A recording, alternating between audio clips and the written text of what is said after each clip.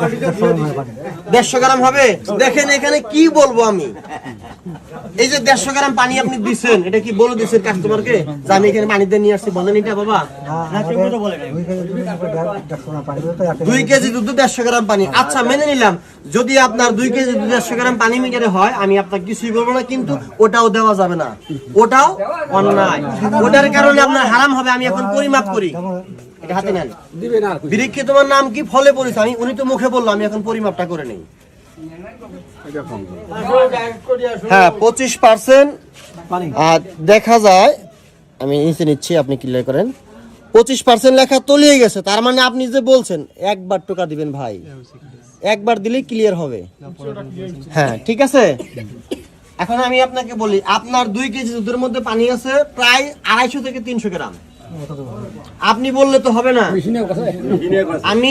আমি বললে হবে, কারণ আমি এই বিষয়ে এক্সপার্ট।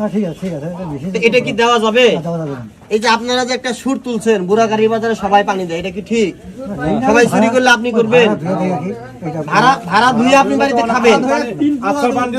ঠিক আছে, আপনার আর কোনটা দুধ?